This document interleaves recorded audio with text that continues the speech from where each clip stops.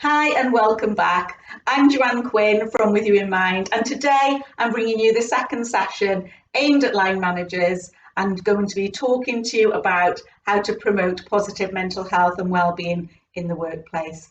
So, as a manager, how can you support positive mental health in the workplace? Well, some of these suggestions that I'm going to be making may seem counterproductive and at odds with the way in which you have managed in the past. You may ask yourself how discouraging working overtime can be beneficial to your business, or how can you support home working when you don't know what employees are doing when they're at home. However, the benefits of ensuring people have a good work-life balance have been evidenced time and time again to include positives such as higher productivity, better retention, lower absenteeism and presenteeism, and a happier and more engaged workforce. So the first thing I want to talk to you about is training.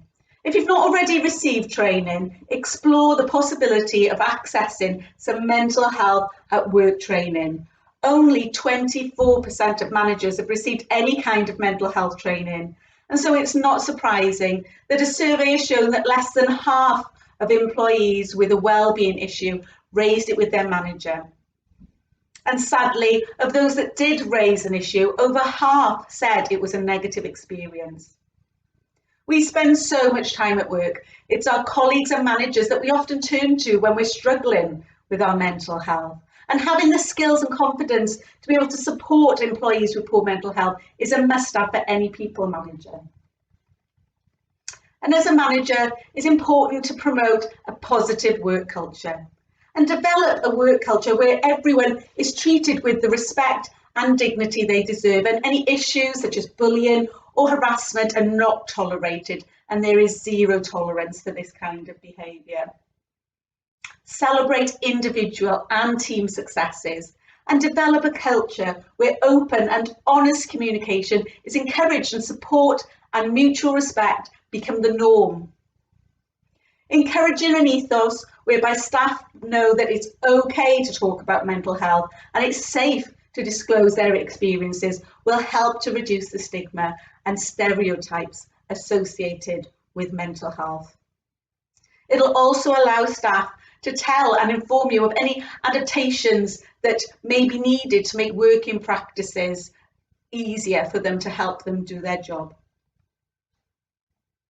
Consider flexible working. And while there have been massive benefits in the increased use of technology, the rise of an always-on culture can have a negative effect on staff well-being. As a manager, you can counterbalance this by allowing a more flexible workplace. And a recent study has shown that over a third of staff who work flexibly had benefited from better mental health. And those that didn't have access to flexible working, 43% felt that it would enable them to better manage their mental health and well-being.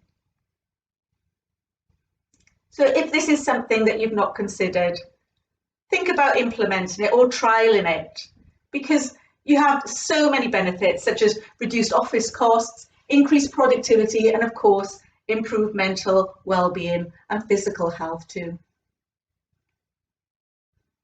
As a manager, promote what support is available.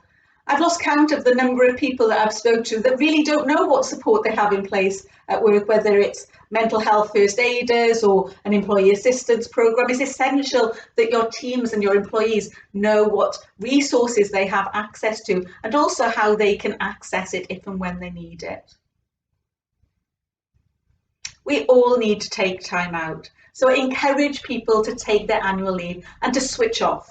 Provide them with reminders of the annual leave they have left to take and ensure that colleagues are trained and able to pick up the work of someone while they're on leave so that they're not worried about the increased workload that they'll have when they come back to the office. And manage workloads as a whole. Take action when employees are feeling overstretched and have too much on. Allow people to use their out of office or redistribute work if needed. Saving money by not proactively hiring more staff as workloads increase is counterproductive, as overworked staff will start to experience symptoms of stress and poor mental health, which ends up costing much more money. And finally, set achievable goals. Set realistic expectations, deadlines and targets, which factor in the individual's experience, capability and working style. Good line management can only lead to good health and well-being and improved performance. However, a recent report has shown that only 49% of employees felt comfortable talking to their line manager about mental health, and 39% of employees said that work had affected their mental health negatively over the past 12 months. A lot of this reluctance to talk to line managers comes from staff thinking that it's going to go against them in some way, or that their manager is not approachable enough or has the required knowledge and training to be able to support them effectively.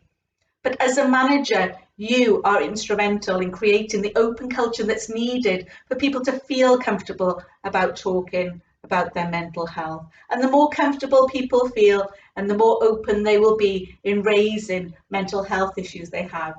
Remember, we all have mental health. In the same way we all have physical health, we all have mental health. And it's only by talking about it that we will collectively remove the stigma. So take time to create space in team meetings and supervisions and one-to-ones and appraisals to talk about how everyone is feeling. And there are many resources that will help you as a manager to feel equipped and to be able to do this. There's formal accredited training such as mental health awareness and mental health first aid. And there are lots of free online resources such as the Line Managers resource produced by Mental Health First Aid England and the Talking Toolkit provided by the Health and Safety Executive as part of the management standards approach. And the Health and Safety Executive, Chartered Institute of Personnel and Development and Investors in People have also developed a stress management competency indicator framework. And this consists of tools that allow managers to assess whether they currently have the behaviours identified as needing and to be effective for supporting and reducing stress at work. So what do you do as a manager if you have got somebody in your team or there's a colleague with poor mental health? How would you support them? Well, you can support them by making reasonable adjustments if necessary to enable them to continue to work. Now, everyone is different and we will all experience mental health issues and problems in different ways. So what works for one person may not work for another. It's therefore important to discuss any workplace adjustments with the individual concerned. And some people may not know what resources and adjustments are available to them. So it's helpful to talk to them, to explore their options in a safe and constructive and supportive environment. It's also a good idea to trial anything that's put in place and schedule a review after an agreed period of time to discuss how effective the adjustments have been and whether or not any changes are necessary. And please remember, under the Equality Act, disability, which includes mental health, is classed as a protected characteristic. And workplace adjustments don't have to address the specific mental health problem itself, but it does need to address any disadvantage that the mental health problem might cause. So changes that you may discuss with your employee in relation to how they could do their job while still suffering with a mental health condition or issue include things like flexible hours or changes to start or finish times, a change of workspace to a quieter area with fewer people around, or dividing screens. Maybe you could consider them working from home at certain times on certain days in a given period, or changes to their break times or provision of quiet rooms. Light boxes or working spaces where more natural light can be beneficial, and also agreement to give the employee time off for appointments related to their mental health, such as therapy and counselling sessions. You may also need to consider changes to the actual role itself and temporarily changing that employee's duties, for example, changing the balance of maybe desk work and customer-facing work, or reducing caseloads or clients or shift patterns. And you may need to reallocate some of the tasks or amend the person's job descriptions or duties, or even redeploy them to a more suitable role. And there are some other supports that you could consider as well, and these could include things like increased supervision or support from yourself or a buddy or mentor, and debriefing sessions after difficult calls with clients or candidates. You could include mediation, and you could also identify a safe space in the workplace where a person can have some time out or access support, and mediation if there's difficulties between colleagues. You could provide them with more information and tools to be able to look after their own mental well-being and promote self-care, and encourage them to build resilience by doing things that support good mental health, such as exercise, meditation, or eating healthily. So there's lots of things that you can do within the workplace. But there's also lots of support outside of the workplace as well. And you may want to suggest other supports that an employee can access, such as the Access to Work scheme or Fit to Work service and Able Futures. And I'll tell you a little bit more about these. Access to Work is a publicly funded employment support programme, and they aim to help more people, disabled people, start or stay in work, and it can provide practical and financial support if someone has a disability or a long-term physical or mental health condition. And the kind of support they can offer include things like referral to the mental health support service. The Fit for Work service is a service that employers can refer employees to, and the employees that you will refer will be the ones that have been off work for 4 weeks or more, and they'll be able to have a free occupational health assessment.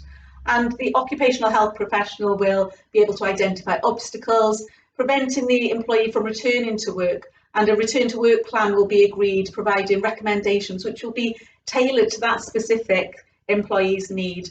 And this can also replace the need for a fit note. Enable Futures is a wonderful service, and they deliver a service on behalf of the DWP, and they provide up to 9 months confidential and no-cost advice, guidance and support from mental health professionals to help employees with mental health issues cope with work while managing their conditions, which may be things like anxiety, depression or stress. And people actually have to be working in order to be able to access this service, because it's very much about keeping them in work. So there's lots of help, toolkits and resources out there to help you as a manager look after your staff. And I've included some links to some of the resources that you may find helpful in the accompanying blog.